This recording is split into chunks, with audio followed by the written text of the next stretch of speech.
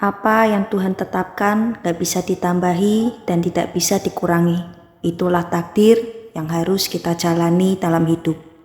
Kenapa Tuhan membuat seperti itu, bahkan kita tidak bisa menyelami apa yang dikerjakan oleh Tuhan. Tuhan berbuat demikian supaya kita ini hidup takut akan Dia.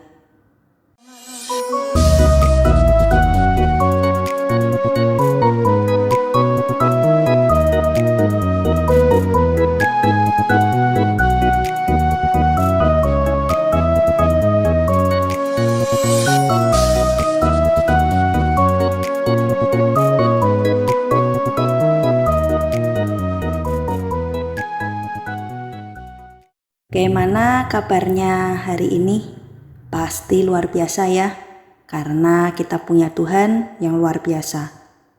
Aku percaya hari-hari ini kita harus semakin lebih lagi mencari Tuhan, karena kita selalu membutuhkan Tuhan. Pengkhotbah 3 pasal ini berbicara tentang waktu. Untuk segala sesuatu itu ada waktunya. Ada 3 fase waktu di dalam hidup kita. Yang pertama, fase kemarin atau fase lalu. Fase yang lalu itu tidak bisa diulang, hanya tinggal menjadi kenangan dan pembelajaran. Ya, bagaimana sesuatu yang sudah terjadi di masa lampau itu akan menjadi kenangan dan pembelajaran bagi kita. Ada hal-hal yang harus kita ambil hikmahnya dari semua yang sudah terjadi. Lalu fase yang kedua adalah fase hari ini. Fase hari ini itu apa? Kenyataan dan kesempatan. Kenyataan hadapi apa yang kamu hadapi hari ini. Jangan lari dari sesuatu yang ada di depanmu. Hari ini adalah kesempatan apa kita mau percaya, apakah kita mau hidup jadi berkat atau sebaliknya. Hari inilah kesempatannya. Yang fase ketiga adalah hari besok. Hari besok adalah misteri, tetapi itu juga pengharapan. Gak ada yang satupun yang tahu apa yang akan terjadi besok. Bahkan gak usah bicara besok, 5 menit ke depan, tidak ada yang tahu apa yang akan terjadi. Kita juga gak tahu, bahkan yang namanya hidup ini, kita tidak ada yang tahu apa yang akan terjadi. Nah, kita akan belajar sama-sama untuk segala sesuatu akan ada waktunya. Di Pengkhotbah 3 ayat 1-2, untuk segala sesuatu ada masanya. Untuk apapun di bawah langit ada waktunya. Ada waktu untuk lahir, ada waktu untuk meninggal. Ada waktu untuk menanam, ada waktu untuk mencabut yang ditanam. Jadi ingat firman ini berkata, ada waktu untuk lahir, ada waktu untuk meninggal. Kalau hari ini ada dari kalian yang kehilangan keluarga, ya sudah, kita harus kembali lagi ke firman Tuhan.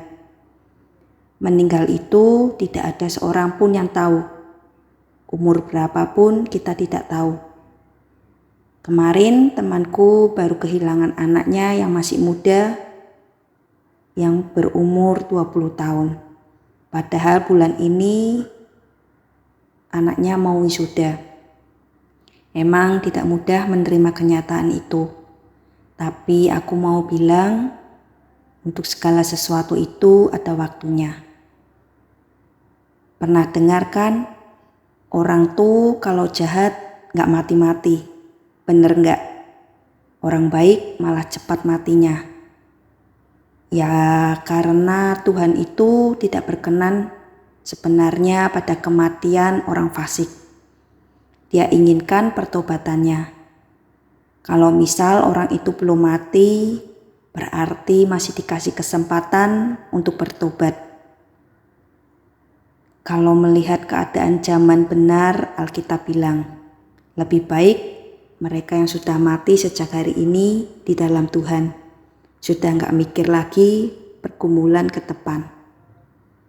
Ayat yang ketiga, ada waktu untuk membunuh, ada waktu untuk menyembuhkan, ada waktu untuk merombak, ada waktu untuk membangun.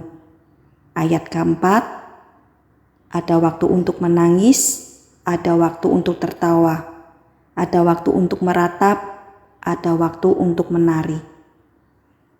Ayat kelima, ada waktu untuk membuang batu, ada waktu untuk mengumpulkan batu, ada waktu untuk memeluk, ada waktu untuk menahan diri dari memeluk. Dan ayat keenam, ada waktu untuk mencari, ada waktu untuk membiarkan rugi, ada waktu untuk menyimpan, ada waktu untuk membuang. Semua waktu di hidup ini adalah proses pembelajaran. Waktu kita bergembira, kita belajar untuk bersyukur sama Tuhan, dan kita belajar menerima bahwa semua yang kita miliki dari Tuhan. Waktu kita bersedih, itu juga untuk pembelajaran. Di waktu kesusahan pun, Tuhan tidak pernah meninggalkan kita. Ada waktu mencari, ada waktu untuk membiarkan rugi. Ada waktumu untuk menyimpan, ada waktu untuk membuang. Contoh, ada waktu untuk menyimpan uang, tapi ada waktu untuk menabur. Jangan pelit ya. Orang yang menabur itu pasti menuai. Percaya firman Tuhan.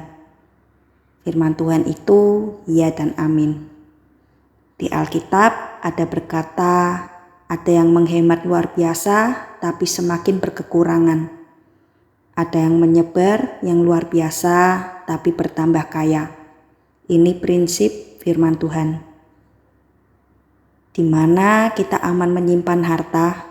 Di surga. Bagaimana caranya menyimpan harta di surga? Yaitu dengan menabur. Kamu lihat orang yang berkekurangan, engkau beri. Kita gak akan miskin kalau kita mengasih sembako sama orang miskin. Lihat tetanggamu yang berkekurangan, lihat saudaramu yang berkekurangan, lihat keluargamu yang berkekurangan. Menabur itu juga gak usah lihat orangnya baik atau tidak. Tabur saja. Tapi ada yang bilang gini, aku belum kaya, nanti aja kalau sudah kaya baru menabur. Tapi kalau kamu udah ada roh pelit, sampai kaya pun tambah pelit. Aku pernah dulu mengalami bersama suamiku. Tiba-tiba ada orang ketok-ketok pintu jam 10 malam. Terus aku bilang sama suamiku, aduh, ada tamu malam-malam gini pasti emergensi. Karena waktu itu kita emang sudah mau siap-siap untuk tidur.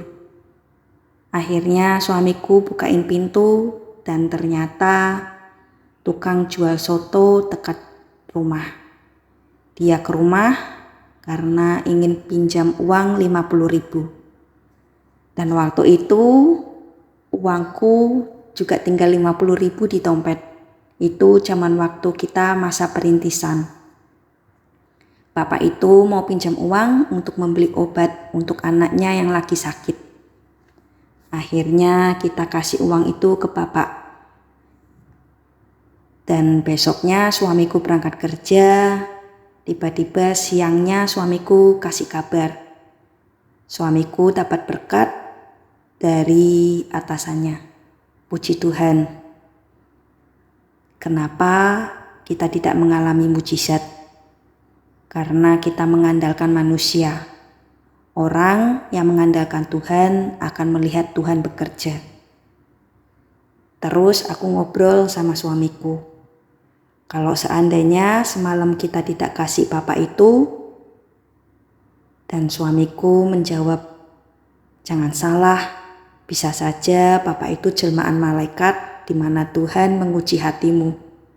Kalau semalam kita nggak kasih, kita nggak akan melihat mujizat hari ini. Tuhan melihat sikap kita dan kita harus mengandalkan Tuhan. Hiduplah sesuai firman Tuhan supaya hidup ini diberkati. Kita lanjut ayat ke-7. Ada waktu untuk merobek, ada waktu untuk menjahit. Ada waktu untuk berdiam diri, ada waktu untuk berbicara. Contohnya, kita sebagai istri jangan terus mencerewetin suami ya. Kita ada waktu untuk ngomong, ada waktu untuk berdiam diri. Ayat yang ke-8, ada waktu untuk mengasihi, ada waktu untuk membenci, ada waktu untuk perang, ada waktu untuk damai. Ayat yang ke-9 sampai 10, apakah untung bekerja dari yang dikerjakannya dengan jerih payah?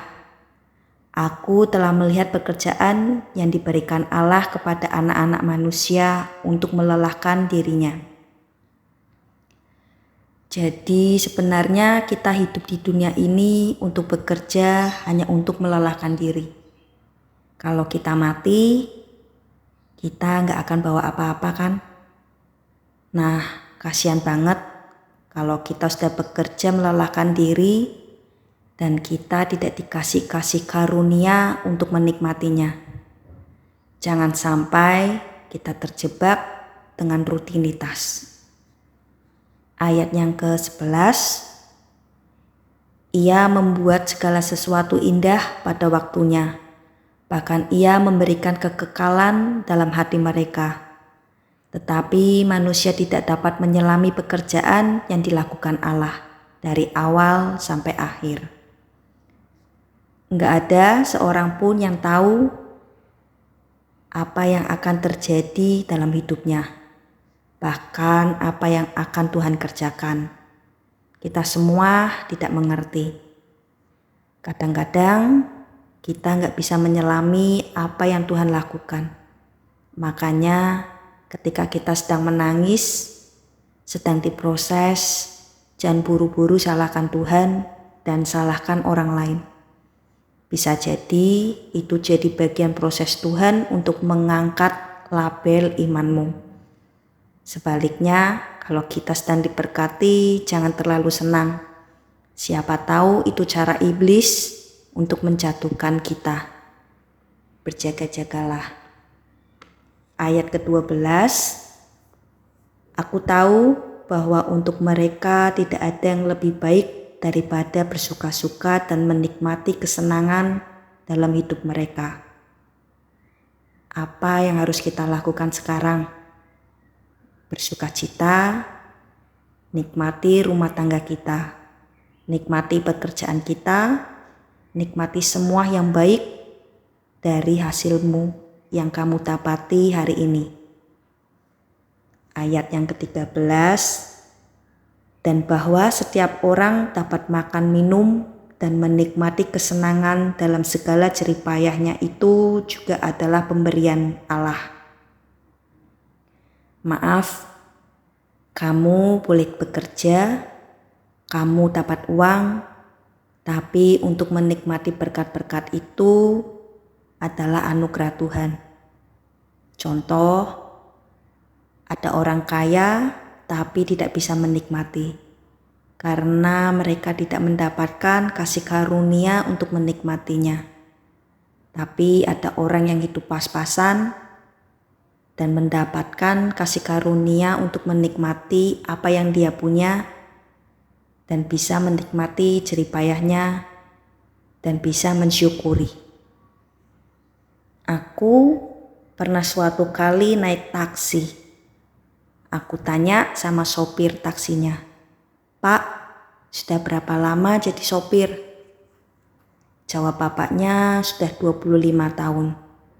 Terus bapaknya cerita, dia bisa kuliahin anak-anaknya dan anak-anaknya sudah berhasil dan mendapatkan pekerjaan yang bagus. Dan prinsip bapak ini bekerja cari yang halal. Dia kasih makan istri dan anak-anaknya yang halal dan mereka bisa menikmati yang penting cukup. Untuk kamu bisa menikmati hidupmu dan jeripayahmu, kamu butuh anugerah Tuhan. Ayat yang terakhir, ayat ke-14. Aku tahu bahwa segala sesuatu yang dilakukan Allah akan tetap ada untuk selamanya. Itu tidak dapat ditambah dan tidak dapat dikurangi. Allah berbuat demikian supaya manusia takut akan Dia. Apa yang ditetapkan Tuhan gak bisa kita tambahi dan tidak bisa dikurangi. Itulah takdir yang harus kita jalani dalam hidup ini. Kenapa Tuhan membuat semua seperti itu? Bahkan kita tidak bisa menyelami apa yang dikerjakan oleh Tuhan. Tuhan berbuat demikian supaya kita ini hidup takut akan Dia. Bagaimana kita bisa menikmati segala hal yang Tuhan berikan? Hanya ketika hidup takut akan Tuhan dan kita bisa menikmati segala hal damai sejahtera bersama Tuhan. Dosa itu adalah pencabut damai sejahtera dalam hidup kita. Hanya takut sama Tuhan yang membuat hidup kita bahagia. Bahkan kita dapat melihat hal-hal yang tidak disangka akan Tuhan bukakan dalam hidupmu. Jangan berputus asa dengan keadaanmu sekarang. Lakukan bagian kamu, hidup takut akan Tuhan. Dan Tuhan akan melakukan bagiannya. Tuhan Yesus memberkati.